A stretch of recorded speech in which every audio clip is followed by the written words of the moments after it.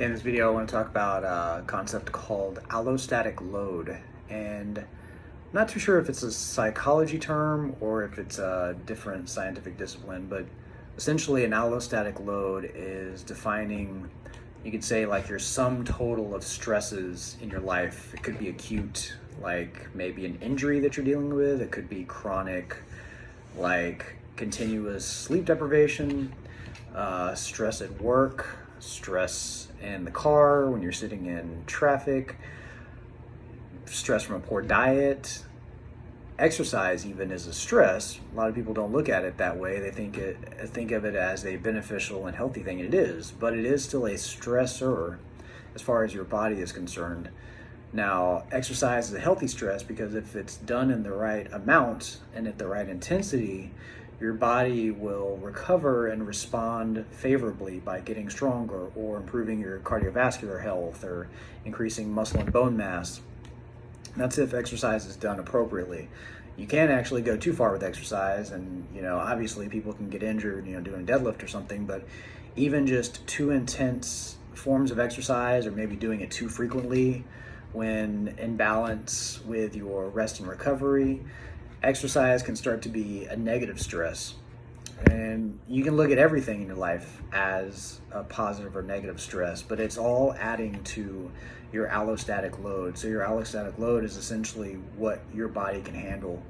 And so if you have too much negative chronic stress because you're just stressing about finances, or you're stressing about your relationship or work or something, and you're never letting up with that, you add that to, say, maybe a really intense workout schedule, which should be kind of invigorating, but maybe because your allostatic load is to a point where your body just can't handle much more stress, even a good stress like exercise, that session of exercise can actually be a negative stress. So when I'm working with a client, I always look at them as a whole person. I'm never just assuming that they're coming to a training session in a vacuum. I always want to know, how was your day? Were you really stressed at work? Was it a very stressful day? How was your sleep? Did you not sleep enough? Did you not eat enough? All of this stuff is going to add to how much they can really push their body during that exercise session and how much they can really get out of it. Because if you're coming in, say, to an exercise session and you're overstressed, you're underslept, you're like dehydrated, all of this stuff, if you hammer yourself with a really intense workout session, probably going to do yourself more harm than good. So sometimes easing off of that, taking it easy on yourself and focusing on rest and recovery methods like meditation, or just taking quiet moments to focus on your breathing, or even just taking a warm bath if you like baths. I don't, but if you do, you can take like a warm Epsom salt bath, or just getting enough sleep.